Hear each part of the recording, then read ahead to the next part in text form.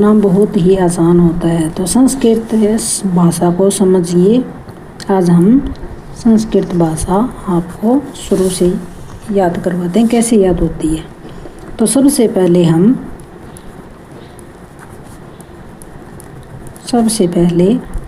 हम है जो शुद्ध बोलना सीखेंगे। शुद्ध बोलना। तो संस्कृत में विसर्ग होता है।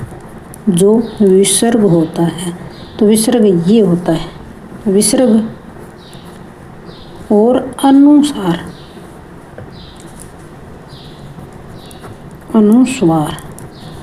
ये क्या होता है? तो अनुस्वार होता है यह जो एक बिंदी और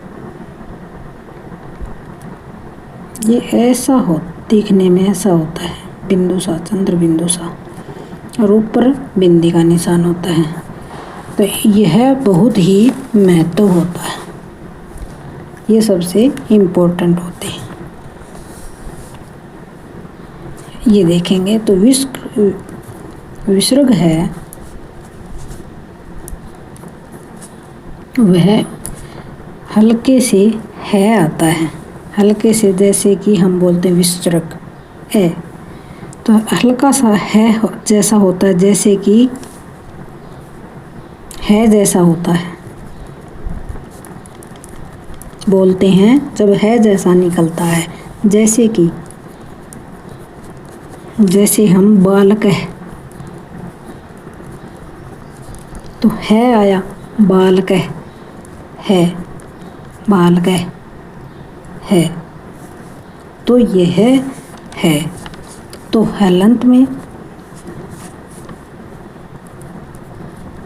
हलंत वाले जो शब्द होते हैं वह ये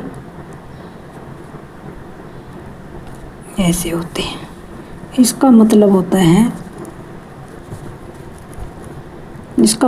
होता है कि है जैसा ही होना, जैसे कि आधा जो है जैसा यह होता है, तो ये विसर्ग होता है। और ये हलंत वाला जो शब्द होता है वो शुरू से जो आधा बोला जाता है ना, वही होता है। जैसे कि जो आधा बोलना होता है, आधा बोला जाए, तो जैसे कि जलम, ये है आधा बोलना, जलम। तो शब्द रूप की पहचान होती है विभक्तियों के अनुसार जो चलते हैं उनके हिसाब से ही याद होते हैं। तो इन तीनों को याद करिए। जैसे कि कौन कौन से हैं ये तीन शब्द? ये तीन हैं अकारांत, पुल्लिंग।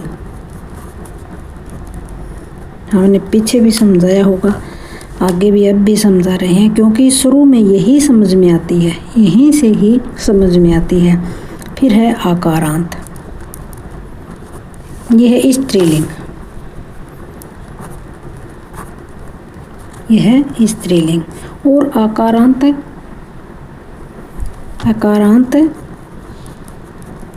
पुल्लिंग शब्द नपुंसकलिंग, यह है नपुंसकलिंग। तो अब क्या देखेंगे कि बालक और राम के रूप होते हैं। जैसे कि बालक है राम के, और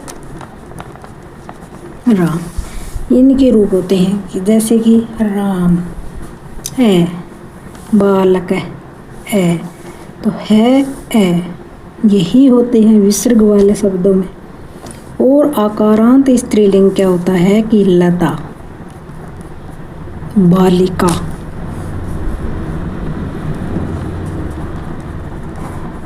बालिका, ये रूप होते हैं। और आकारांत पुल्लिंग शब्द क्या होते हैं कि फल और फलम या पुष्पम, पुष्प,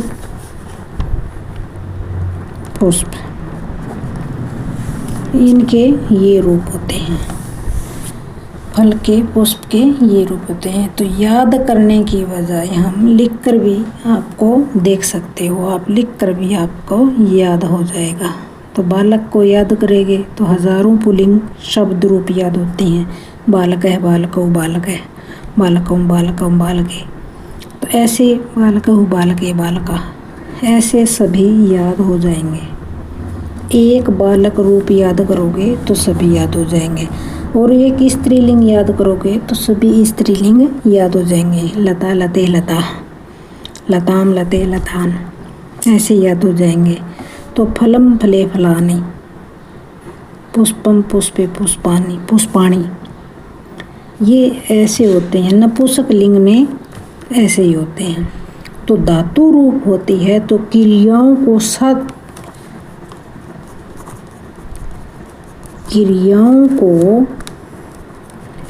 जो संस्कृत में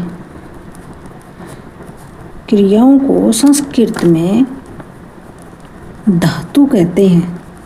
ये कई बार बच्चों को समझ में नहीं आता, कंफ्यूज हो जाते हैं कि क्रियाएं कैसे होती हैं, धातु कैसे होते हैं। तो क्रियाएं ही धातु ही क्रियाएं होती हैं, धातु क्रिया होती है और क्रियाएं धातु होती है। सबसे पहले वर्तमान काल से शुरू करते हैं। वर्तमान काल से शुरू करके देखते हैं। शुरू करते हैं, शुरुआत करके हम देखते हैं। यानी कि वर्तमान काल क्या होता है? लट लकार, लट लकार ही होता है वर्तमान काल। इनके अंदर आते हैं कि ती तह अंते। ये क्या आते हैं? ती तह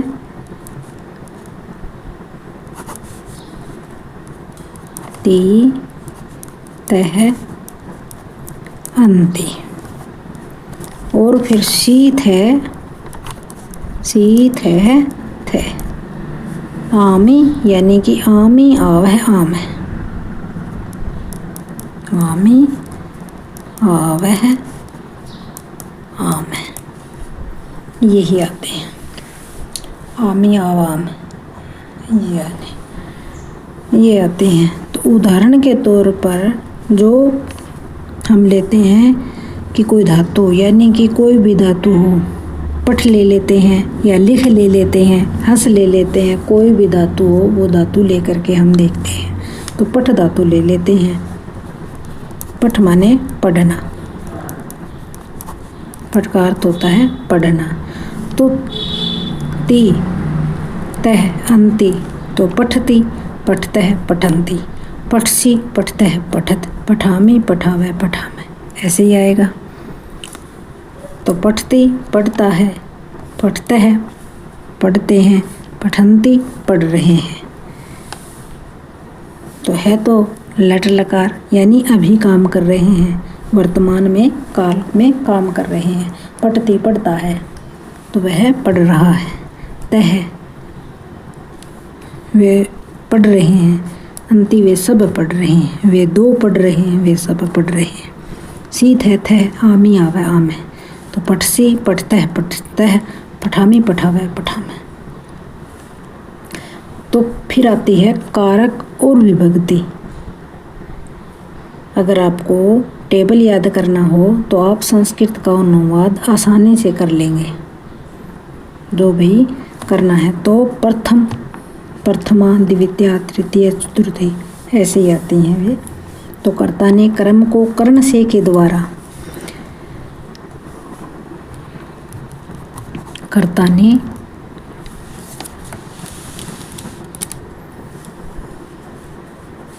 ने तो प्रथमा विभक्ति हो गई, फिर द्वितीय विभक्ति हो गई, फिर तृतीय हो गई। कर्ता ने कर्म को,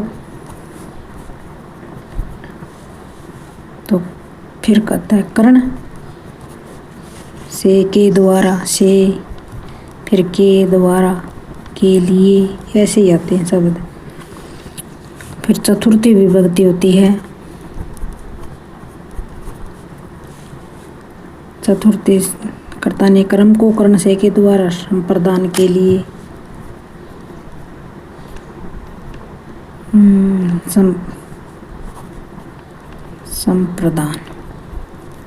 संप्रदान के लिए या से के द्वारा, ऐसे ही होते हैं, से के लिए।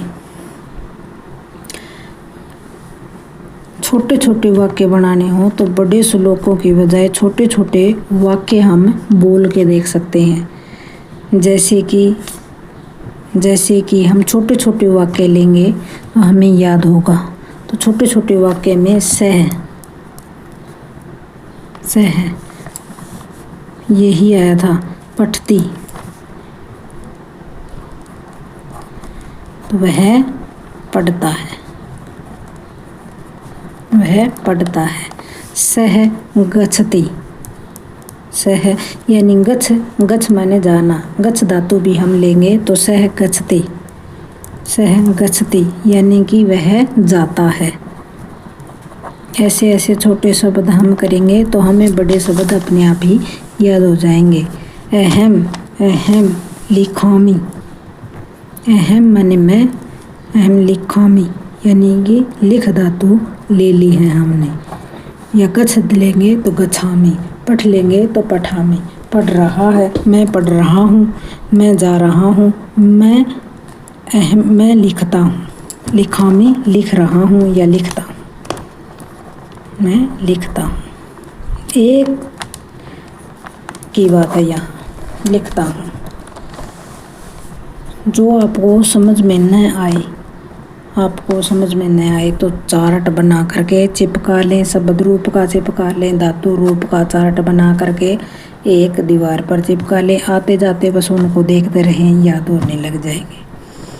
संधि के नियम हैं जब दो शब्द आपस में जुड़ते हैं। विद्या, आल्य, इन शब्दों को भी आप चाहे दीवार पर चिपका लो, वह भी याद हो जाएंगे। छोटे छोटे जो संधि नहीं याद होते हैं, अलबत में तो संधि याद हो जाती है, ज़्यादा करके बच्चों को याद नहीं होती है। तो संस्कृत को जितना भी ऊंची आवाज़ में शुद्ध में पढ़ेंगे वह उतनी आवाज़ में ही आपको उतना ही दिमाग में चढ़ेगा। आपको बताते हैं और आपको सवाल का उत्तर देना है। हिंदी में देखते हैं, पहले हम हिंदी में राम फल खाता है, ऐसे शब्द देखते हैं। तो संस्कृत में क्या आएगा? यह शब्द संस्कृत में शब्द करना है हमें, तो राम है। राम फल खाता है, एक अकेला ही है तो राम है। राम है, एकला ही है, राम है तो राम फल, फलम। खाता है, खादती, खादती यानी कि क्या काम कर रहा है? राम क्या काम कर रहा है? तो राम हो गया कर्ता, राम क्या हो गया? कर्ता। और फलम हो गया कर्म, फलम यानी कि फलम कर्म हो गया। और खादती क्रिया हो गई। अब बताएंगे आपको ये कैसे समझ में आएंगे। तो राम है कर्ता, यानी कि जो कर्ता धरता है यहाँ पर वह राम है, जो भी कर्ता धरता है वह राम है।